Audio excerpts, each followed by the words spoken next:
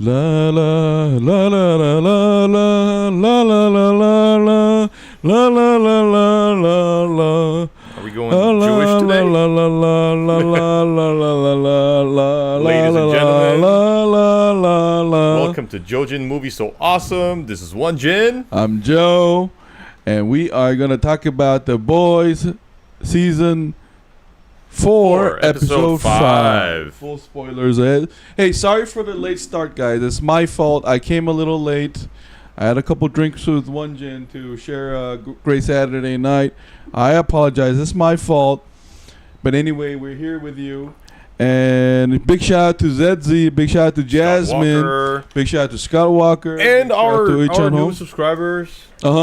We have 2 new subscribers now. Thank you so much for leaving that comment on our House of the Dragon video. Blackpool personal. Hey, thank you for that detail, because me and Wonjin, we're not like House of the Dragon experts on the lore. So any lore comment like that will really help. Hey, ZZ. Hey, kids. Yeah. Did you finish your homework? Of course we did. Thank you so much. I like how ZZ has an old man and young man fetish. I think she like interchanges it, and she finds pleasure in us doing that. That's so nice of you.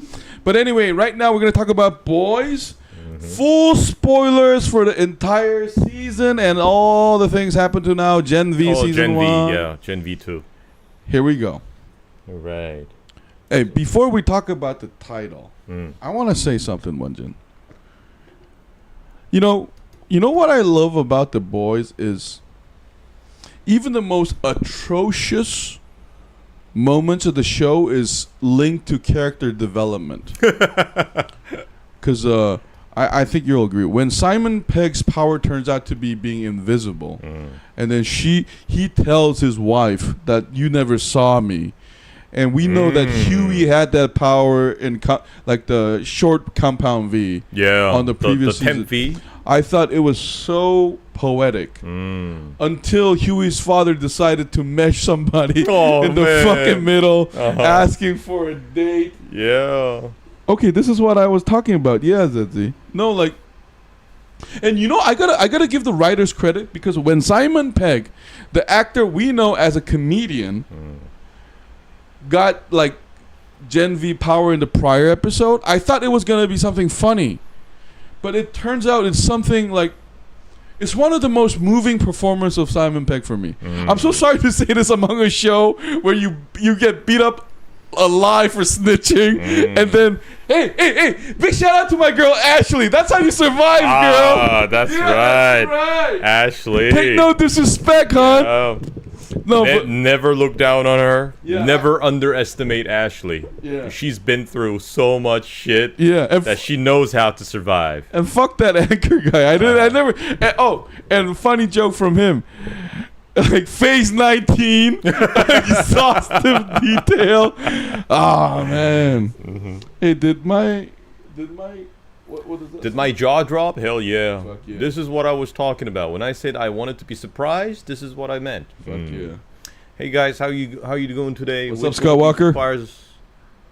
What's the other day usually going to talk about? And I'm very sick with the flu. Oh no, Scott Walker. Hope you get better soon. Yo, Scott Man, Walker. the flu is a bitch. Oh man, I hope you get better, man. We're sending you energy, Dragon Ball style, right now. No, listen. We are sending you the universe's energy. I was drinking with a friend last week, and you know what he told me? He told me that, Joe, I wake up every day knowing that all the galaxy and universe stars are sending their energy to me to get up. I was like, get the fuck out of here. That's bullshit. But he was like, no, shut the fuck up. It's not about it being a reality. It's about you believing in it. And you know what? I was sold. So I'm going to set, like, one Jin sending you positive energy. We're going to send you positive energy, Walker. Which other the movies and TV shows are we going to talk about? The ones I send you in replies. Yeah. Oh, man. I don't know. I guess today we're going to have to talk about The Boys and, what was it? House of the Dragon. Yeah. And then, listen, because the last time me and Wenji, we kind of did it in a hurry. So if you and ZZ had this opinion that we should slow down a little. So we're going to take it slow. So we don't know yet, Scott Walker. We may or may not do it, or we may talk about it in our current video or the video next, because we're definitely going to do a House of the Dragon review. So let's see what happens. And, you know, in this episode of The Boys, what I liked about was this seemingly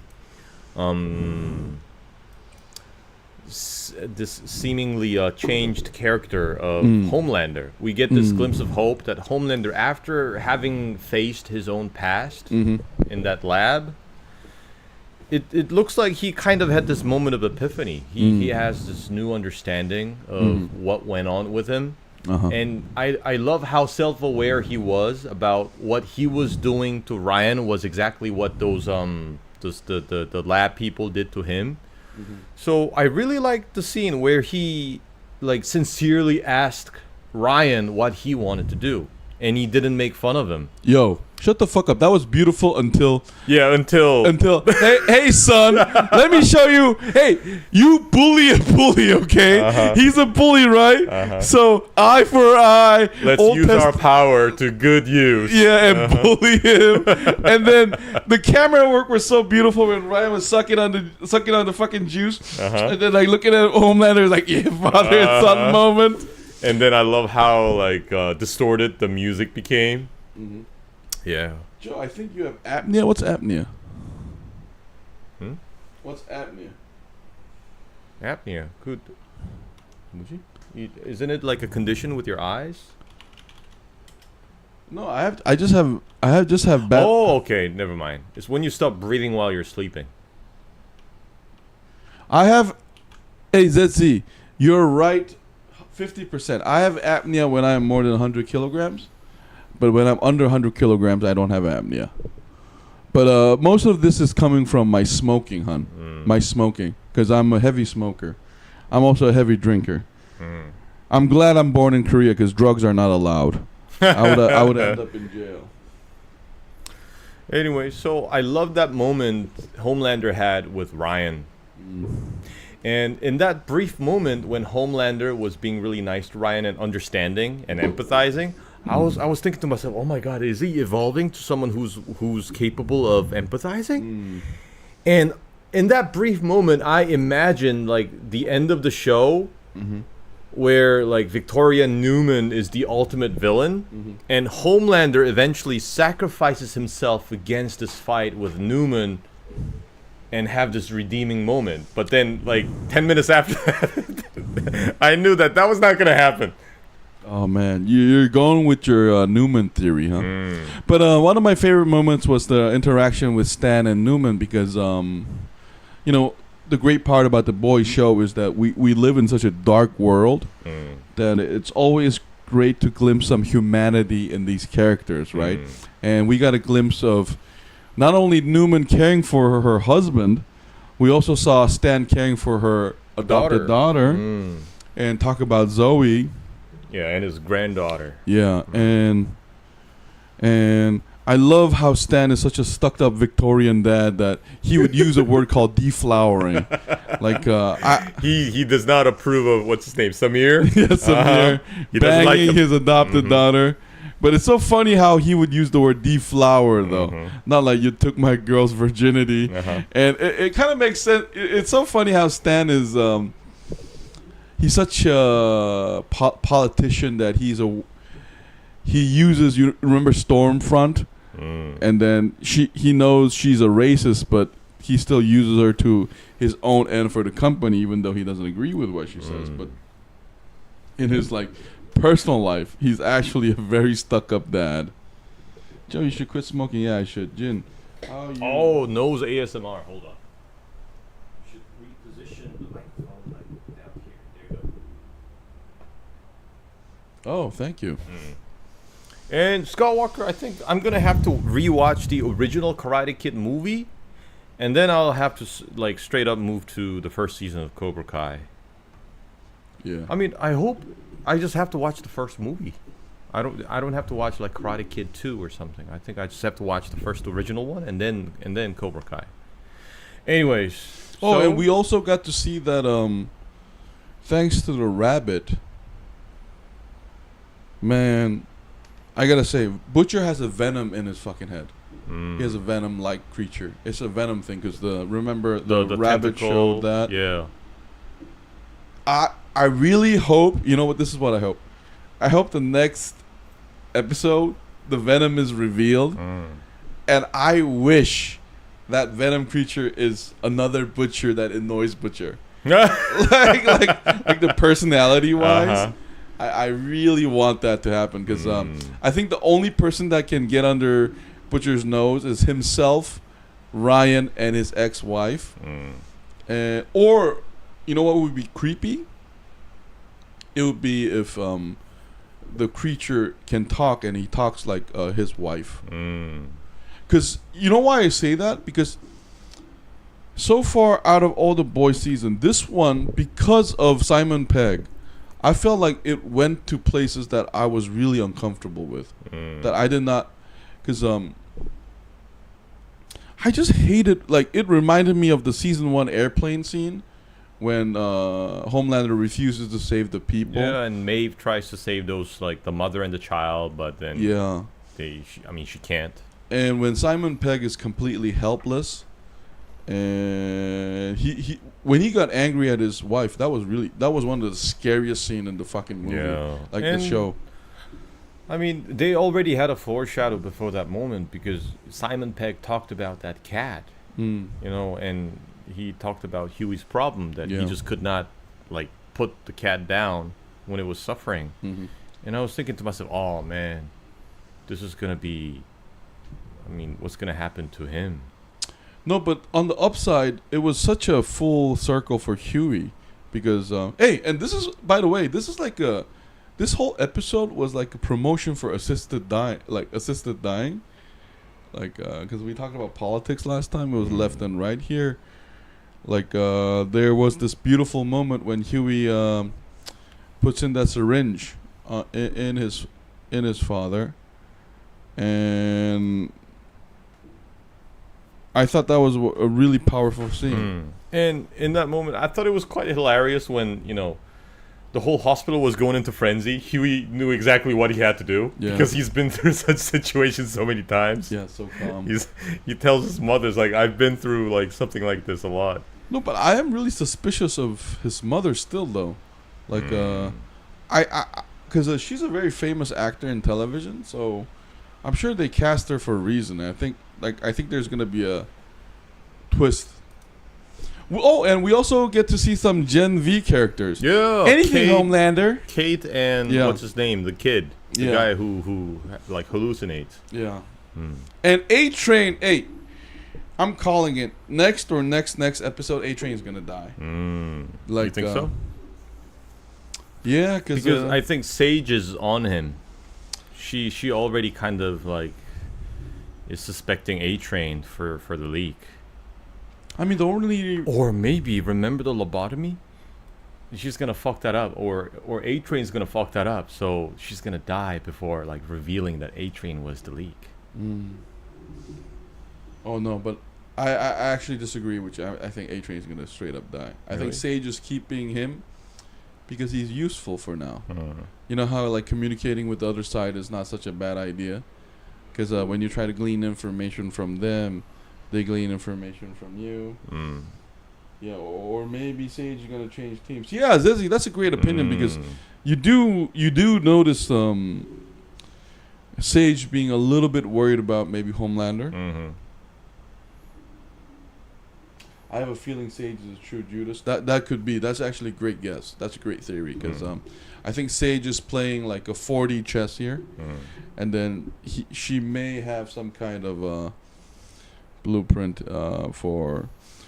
But the one thing that made me sad was I really wish Noir said something stupid again after they beat up the anchor. I thought we were done with this or something like that because it's so funny how casually beating up a civilian becomes their life norm.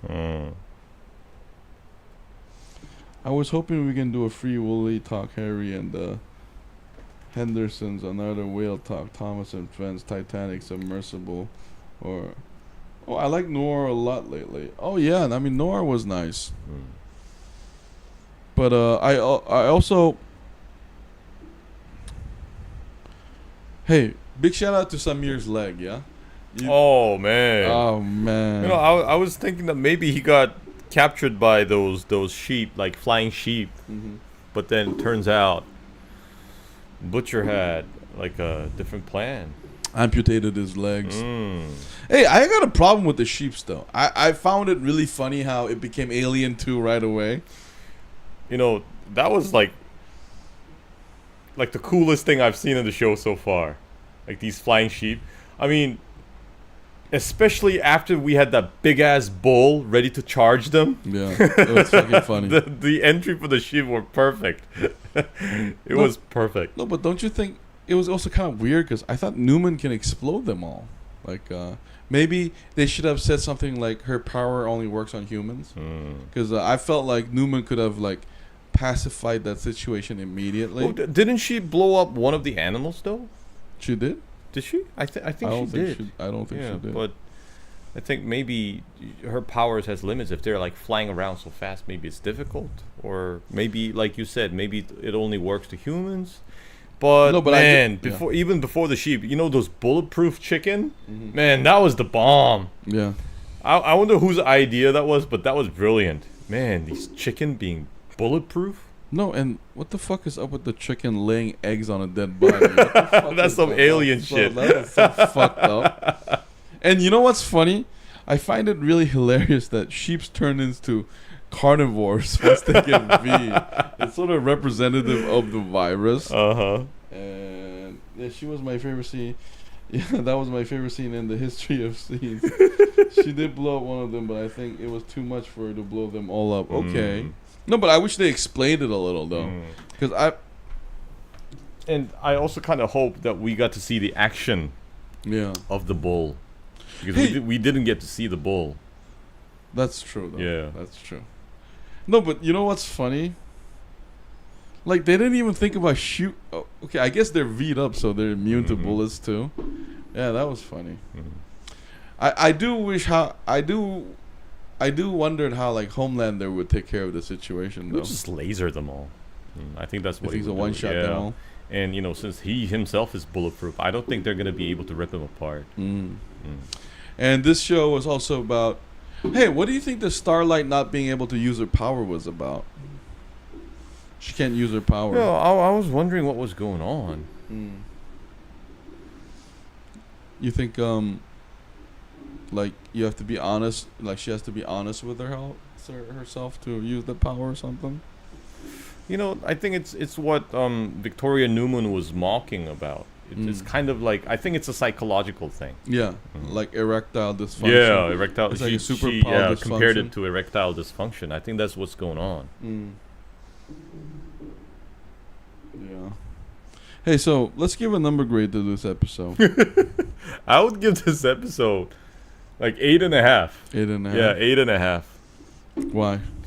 Well, I don't give it a 9 because I didn't get to see what the bull could do. I mean, if they went as far as flying sheep, why couldn't they show us the bull? No, but they intentionally chose sheep to make it like funny as fuck, and the chicken too, because these are animals that you do not associate with violence. And then I did find it funny when the sheep just opened their fucking mouth like that.